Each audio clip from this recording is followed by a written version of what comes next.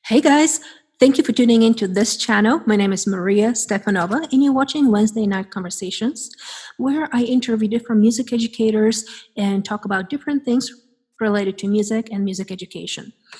This episode is a clip in a short segment from an interview we did with Larry Livingston, which I thought was wonderful. You can see the link for the full interview below in the video description. And we're talking about the balance between creating a classical community, high expectations, and merging the two in order to develop an excellent music program.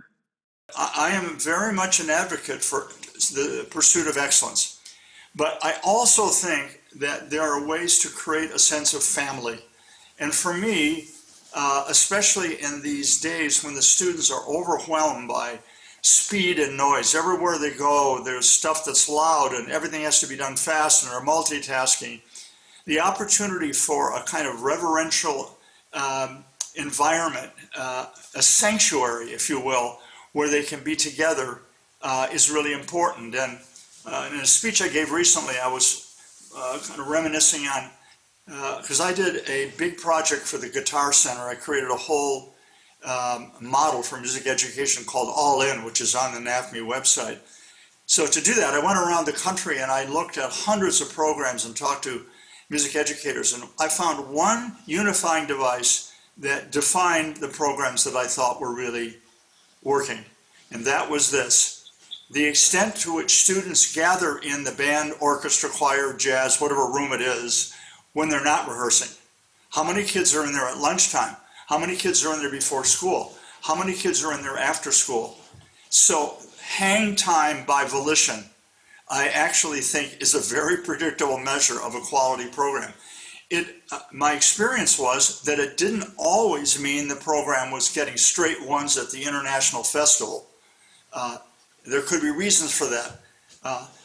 But in the main, they were all programs that were doing well in terms of musical excellence, but also there was a sense of family.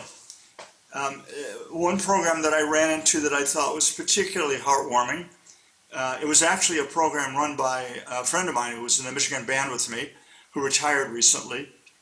And he did this. When his kids were, he was a band person, and when his kids got into about 10th grade or so, he would meet with them and say, you're doing really well. Anybody here want to learn to play another instrument? And of course, there were a lot of hands that went up. So instead of making it life or death that the kids stay on third cornet and rehearse it for 40 trillion hours so you can get the impression that you're doing well, he was willing to pay the price of some musical excellence in that category, and instead giving kids a rich additional musical experience. And in some cases, the instrument the kid switched to is the instrument the kid really actually loves more, and truth be told, probably the instrument the kid should have started on in the first place. So there's an example of community building. The second thing is having the group together without their instruments is important.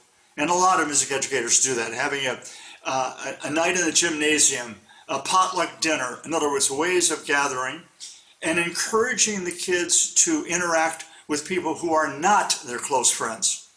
When I do all states, one of the first things I say, and I've done hundreds of them, is I say, we're going to have a lunch break. And when we have the lunch break, I don't want to see you sitting with the friends that are from your high school.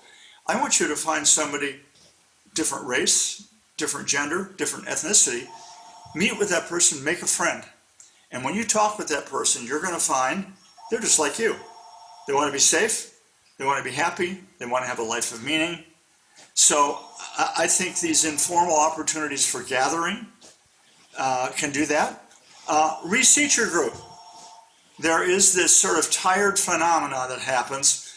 The high school band, and here I'm fourth chair, third clarinet. I come in, I've been sitting in this chair for what, 8 million hours.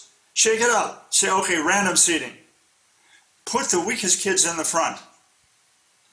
Get off the podium and sit with them. Sometimes when I'm doing motivational speaking, first of all, when I do it, I sit in the audience. When I'm introduced, I'm not up on the stage because I want them to see I'm just one of you. I'm just older. And I have great hair. That's my thing. I'm older and I have good hair. So I want you to know I'm part of you. And second of all, when I'm talking, I insist on a lavalier mic so I can stroll. And sometimes I'll go sit next to somebody with the 500 people sitting in the audience and start talking quietly to one person. Because reality for community building is a kind of interesting dance between the aggregation and the individual. And a wonderful psychologist named Mikhail Csikszentmihalyi, Hungarian guy, he's a great name, you know him? He coined the word flow, being in flow. And he said, every human being really wants something, wants the same thing. What do they want? They want to be known as unique. It's called differentiation. So when I do all states, first thing I do is learn every kid's name, even if there's 150 kids.